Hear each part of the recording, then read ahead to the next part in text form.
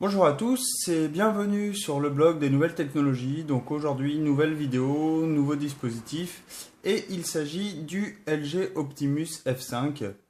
Donc ce nouveau smartphone qui est disponible depuis quelques mois dans vos boutiques est un smartphone non pas haut de gamme comme on peut avoir l'habitude en ce moment avec les annonces de tous les constructeurs.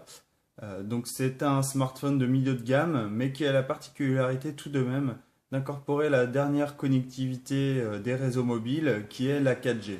Donc forcément, vous avez entendu parler de la 4G. Donc la 4G, c'est en gros le successeur de la 3G. Donc voilà, c'est très facile à savoir. Mais voilà, il vous permet notamment des débits beaucoup plus rapides et cette nouvelle technologie en fait de données mobiles est en train de se répandre et un peu tous les opérateurs sont en train actuellement euh, d'impacter massivement le réseau avec cette nouvelle norme donc 4G. Donc comme je l'ai dit, c'est un smartphone de milieu de gamme, donc il arrive notamment aussi à un prix abordable et sa grande force, c'est donc la particularité d'embarquer donc la connectivité 4G. Donc voici ce fameux LG F5, Optimus F5. Donc on a la gamme Optimus. Vous savez peut-être que LG a décidé d'abandonner la marque Optimus pour ses smartphones phares, notamment le LG G2 annoncé, annoncé au mois de septembre. Donc ce smartphone, en gros, n'est plus, n'est plus, ne fait plus partie de la famille Optimus, mais la firme a décidé de garder donc Optimus pour tous ces smartphones entre guillemets de milieu de gamme voire de bas de gamme, et ce F5 en fait partie. Donc voici le packaging de ce LG Optimus F5. Donc on a bien ici la technologie 4G et ici on retrouve différentes informations sur notre smartphone, notamment le système d'exploitation. Bien sûr, ça sera de l'Android. On va avoir également une batterie de 2150 mAh. On va voir que c'est un peu le point faible du smartphone. On va avoir un écran de 4,3 pouces. On va avoir une épaisseur extrêmement fine du smartphone, enfin extrêmement fine, assez fine du smartphone puisqu'on va être sur du 9,3 mm. Et enfin, on va avoir un appareil photo de 5 mégapixels. Donc, le traditionnel déballage du smartphone. Donc voici notre Optimus F5, donc LG Optimus F5. Donc j'y reviendrai par la suite. Et concernant le reste de la boîte, on va retrouver un guide de démarrage rapide, donc qui va vous permettre de prendre en main votre smartphone. Vous allez retrouver également ici une paire d'écouteurs. Donc on est sur un dispositif, enfin un smartphone de milieu de gamme, donc ne vous attendez pas à des écouteurs avec des basses, etc. de folie. On est vraiment sur quelque chose de milieu de gamme, hein. On va également avoir un cordon traditionnel micro USB, donc qui va nous permettre de connecter notre smartphone à notre ordinateur. Et également de pouvoir le recharger sur une prise murale grâce à cette connectique donc, qui va nous permettre ici de relier à la prise murale, ici d'incorporer l'embout USB et avec de l'autre côté le port micro USB rattaché au smartphone. On va pouvoir recharger notre mobile. Donc voici concernant le déballage de la boîte, rien d'extraordinaire. C'est des accessoires qu'on a l'habitude de voir sur tous les appareils, que ce soit de milieu de gamme ou haut de gamme. Donc voici notre smartphone, donc le LG Optimus F5. Donc là on a un petit cadran qui s'enlève, enfin un petit cache plastique, donc qui nous dit que le F5 est compatible 4G, et on retrouve les informations que je vous ai dictées tout à l'heure, qu'on retrouvait également sur la boîte. Tac. Donc voici ce fameux smartphone, donc produit par LG comme vous le savez. Donc on va faire un petit tour rapide des caractéristiques. Voilà, j'enlève le câble qu'il y avait devant, j'avais pas vu, c'est mieux comme ceci. Voilà, pardon. Donc ce smartphone, je vais zoomer, même si... Hop, tac, voilà. Je vais essayer de le remonter. Hop. Voilà, vous le verrez peut-être mieux, non? Bon. Donc ce smartphone, il a un écran, donc comme je l'ai dit tout à l'heure, donc un écran de 4,3 pouces. Il offre une résolution de 960 par 540 pixels, pardon, pas méga, pixels. Donc on est sur quelque chose pas de sensationnel, mais bon, on est quand même, il faut vous rappeler qu'on est sur un smartphone pas très cher, donc du coup on peut pas s'attendre à quelque chose de géant. Le prix du smartphone, je dis pas très cher, mais si je vous donne un prix, ça sera plus parlant. On est aux alentours de 300-350 euros. Tout dépend où vous achetez votre smartphone. Mais voilà, on est sur quelque chose vraiment, entre guillemets, c'est clairement le double en moins sur le prix que votre smartphone phare que vous pouvez acheter partout dans toutes les boutiques. Outre cet écran donc de 4,3 pouces, on va avoir à l'intérieur un processeur Qualcomm donc qui est cadencé à 1,2 GHz. Donc là aussi, on n'est pas sur du Snapdragon 600 ou 800 qu'on voit un peu dans tous les smartphones. On est sur un Qualcomm classique, le MSM 8960 pour les amateurs de chiffres. On va également retrouver donc c'est un double core. On va également retrouver donc 1 Go de mémoire vive. On va avoir, concernant l'espace de stockage, donc on va avoir 5 Go d'espace de stockage, sachant qu'on peut ajouter, donc comme je vous le montrerai tout à l'heure, une carte micro SD, donc qui va nous permettre d'ajouter de la taille du stockage supplémentaire. Qu'est-ce que j'ai oublié de dire? Les appareils photo, j'en reviendrai tout à l'heure. Concernant la connectivité, donc comme je vous l'ai dit, on a bien sûr du 4G, donc ça je pense que je l'ai rappelé pas mal de fois. On va avoir bien sûr une puce GPS, vous allez bien sûr pouvoir vous connecter en 3G si vous n'avez pas de puce 4G. Voilà pour les principales connectivités. On a bien sûr du Bluetooth, enfin voilà, on a tout ce qu'il faut, du Wi-Fi, enfin on a tout ce qu'il faut pour que ce smartphone soit quand même extrêmement intéressant pour du milieu de gamme.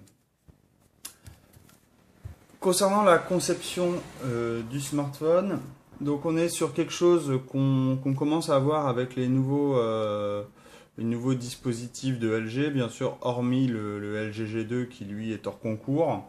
Donc on a un peu un style anguleux, comme on a pu voir sur notamment la catégorie donc des F quelque chose de chez LG.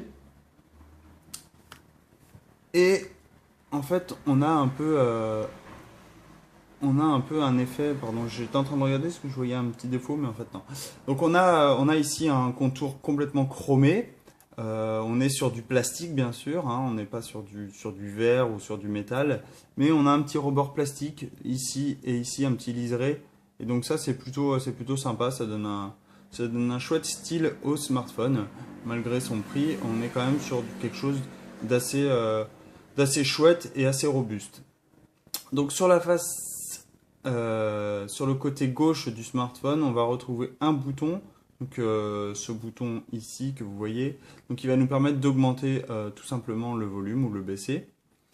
Sur le dessus, on va retrouver donc la traditionnelle prise jack, donc 3.5, donc qui va nous permettre de raccorder bien sûr nos écouteurs ou tout autre dispositif multimédia.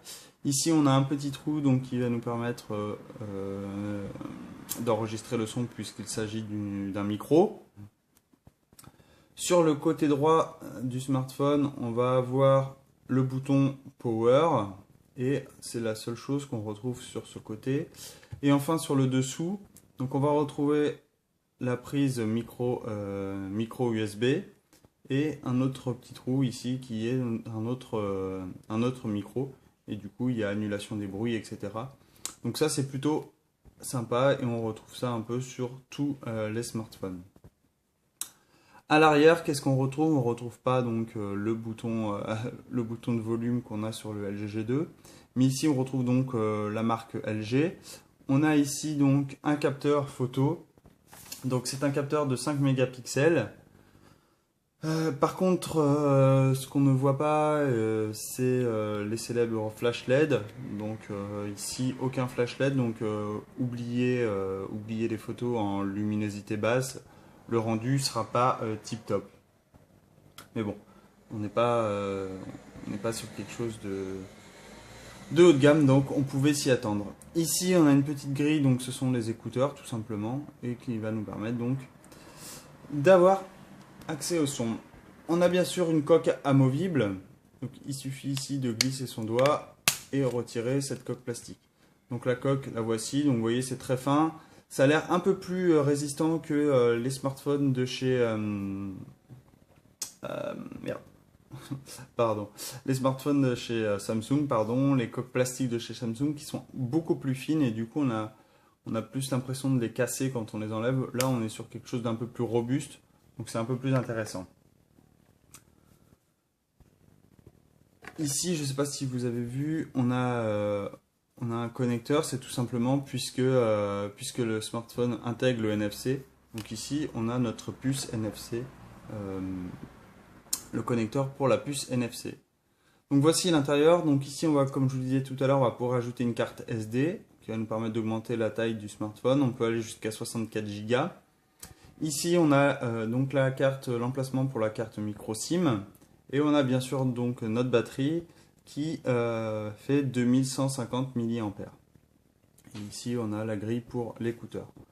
Voilà pour l'arrière de ce smartphone. Donc ça, c'est plutôt intéressant de pouvoir changer la batterie si vous le souhaitez. Du coup, c'est très facile de remplacer. On appréciera également le support supplémentaire carte micro SD pour augmenter la taille de stockage du smartphone.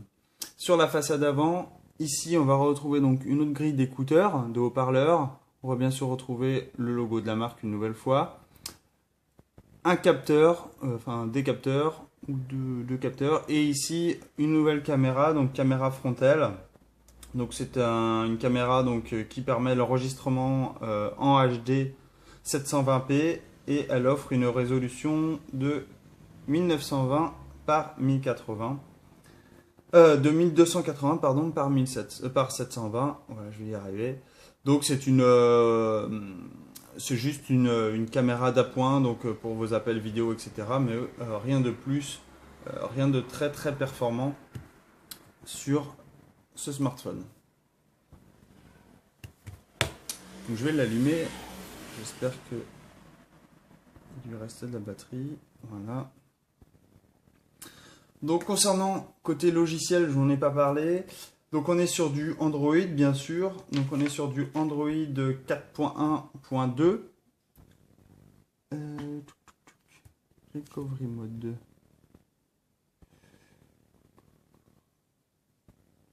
Ok. Donc, je voulais faire la démo de présentation. Alors je vais retirer la batterie. Donc on est sur du Android 4.1.2. On a une surcouche LG, donc qui est le LG Optimus UI 3.0. Donc elle apporte quelques spécificités, quelques plus par rapport à Android classique. Ah, voilà. Donc le smartphone démarre. Donc on va bien sûr avoir accès au Play Store, donc, qui va vous permettre de télécharger toutes les applications provenant de Google. Hop. Tac. Ok.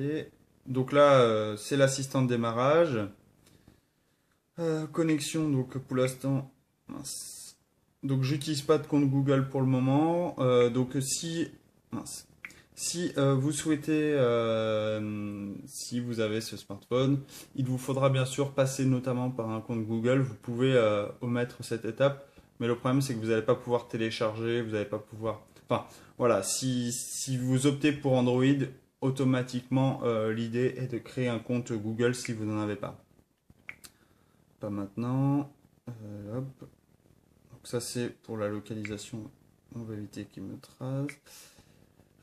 Tac. Suivant. J'ai pas de compte mail. Merci. Voilà. Et donc du coup je devrais me retrouver avec. Voilà. Je me retrouve donc avec mon interface Android. Vous voyez, le paramétrage est assez simple. Et du coup, on se retrouve donc avec un Android classique, malgré la surcouche de LG, donc notamment qui va apporter ici une vue différente des applications. On va également avoir une vue différente pour la gestion des notifications, pour les raccourcis directement vers des fonctionnalités.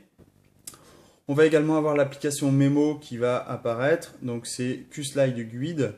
Donc QSlide, en fait, ça permet de réaliser facilement du multitâche. En fait, c'est le multitâche de chez LG, un peu comme on a le multitâche chez Samsung.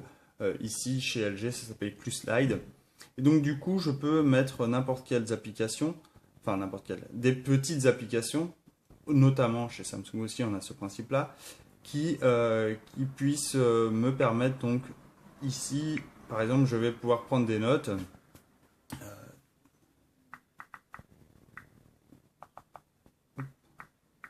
Voilà, je vais pouvoir prendre une note directement alors que dessous, j'ai accès à mes applications traditionnelles. Bien sûr, je peux redimensionner cette fenêtre et je peux bien sûr la déplacer où je veux. Voilà. Qu'est-ce que j'ai pas mentionné tout à l'heure? C'est ces boutons sensitifs ici qu'on a en bas. Donc on a les traditionnels boutons retour, le bouton home et le bouton option, en fait, j'appelle ça option, qui nous permet notamment ici donc d'aller dans les thèmes, parcourir les paramètres de verrouillage, les paramètres système, etc. Donc si je vais dans les paramètres système, je vais supprimer ma petite chose. Voilà, on se retrouve donc avec l'interface. Donc ça c'est l'interface pas traditionnelle Android, c'est la surcouche LG qui apporte ça. Donc on va pouvoir régler tout plein de petites choses.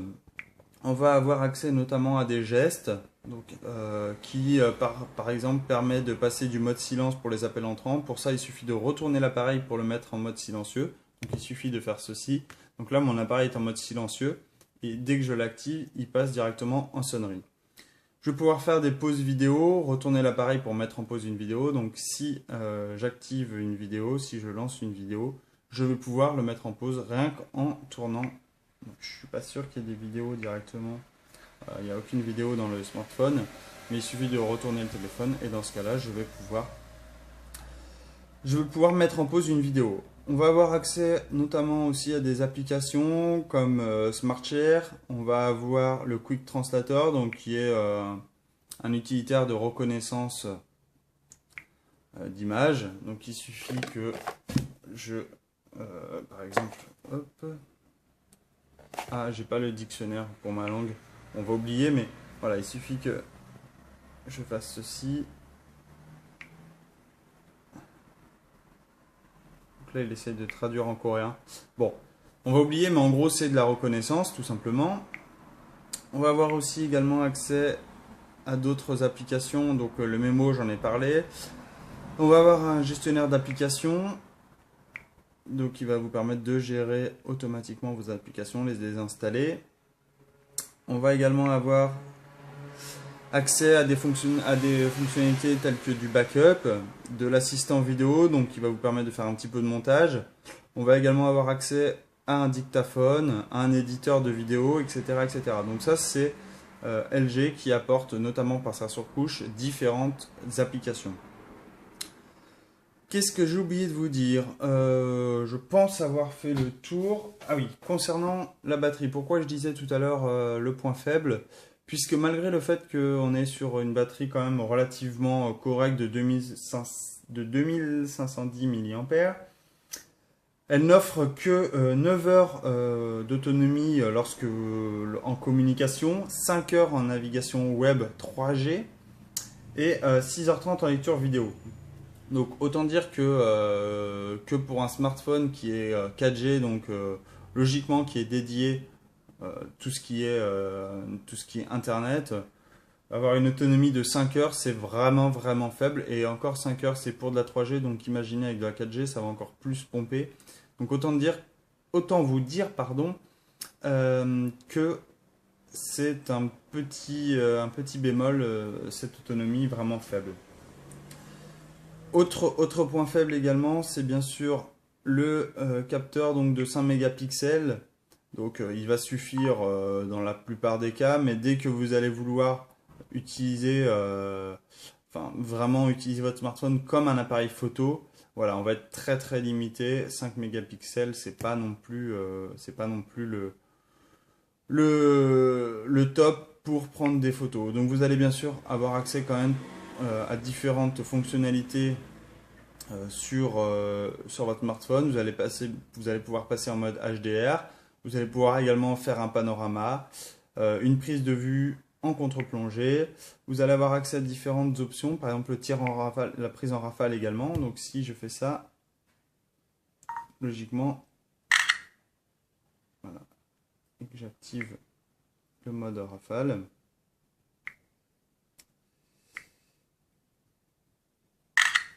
Hop.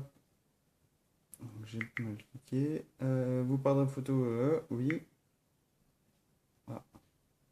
Bon.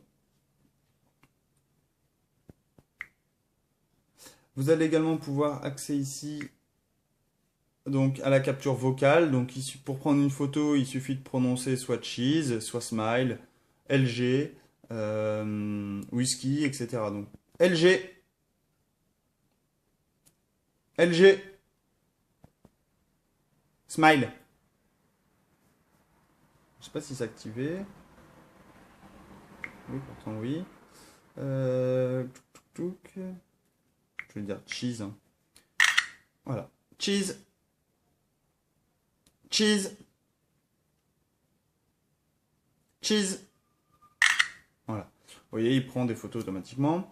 Vous allez bien sûr pouvoir switcher sur la caméra frontale. Et voilà, on a un peu... Est-ce qu'on a d'autres options? Dans les paramètres, on peut bien sûr gérer le zoom, gérer la luminosité, la mise au point, l'ISO, la balance des blancs. Vous allez pouvoir choisir le mode scène. Vous allez également avoir accès à un minuteur, un géomarquage, le son. Enfin voilà, vous allez quand même pouvoir gérer votre appareil photo, votre smartphone comme un appareil photo, sauf que vous serez bridé quand même par le nombre de mégapixels du téléphone. Concernant ses performances, on peut pas s'attendre à quelque chose d'identique au smartphone phare avec leur quad-core. Ici, on est sur un double cœur, donc voilà, les jeux, ce sera des jeux, ça tournera, mais il faudra pas non plus lancer plein d'applications en même temps ou plein de jeux en même temps, puisque le smartphone pourrait quelque peu être ralenti. Donc, pour finir, je pense avoir fini sur ce smartphone. Donc, pour conclure, donc c'est un des rares smartphones de milieu de gamme à proposer de la 4G. On a le Lumia 625 que vous avez peut-être pu découvrir dans une autre vidéo. Si ce n'est pas le cas, je vous conseille, donc qui est ici. Donc, vous voyez, c'est à peu près les mêmes tailles. Donc, on est sur le même type d'appareil. Sauf qu'ici, on est sur du Windows Phone chez Nokia. Chez LG, on est sur du Android, comme vous avez pu le voir. Ici, le Lumia, il a quand même un flash LED supplémentaire. Il a une caméra un peu plus performante. Mais voilà, on est sur le même type de produit. Donc ça, c'est plutôt sympa de voir ces dispositifs arriver avec de la 4G, compatible 4G. Donc, ce smartphone va être l'idéal pour tous ceux qui sont adeptes du surf, de la vidéo, voire du streaming et bien sûr de l'internet en général, de l'internet mobile en général. Il a un écran d'une bonne qualité. L'interface, comme vous avez pu le découvrir, elle est fluide, réactive, il n'y a aucun problème là-dessus.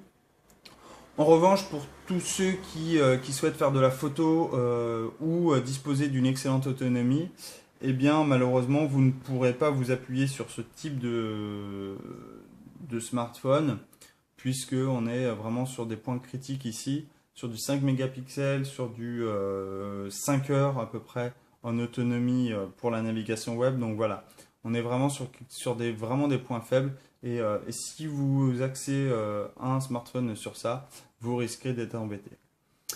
Voilà, donc si vous avez des questions comme d'habitude, n'hésitez pas à les poser. Sinon, je vous dis à très bientôt pour une nouvelle vidéo. Allez, bonne journée!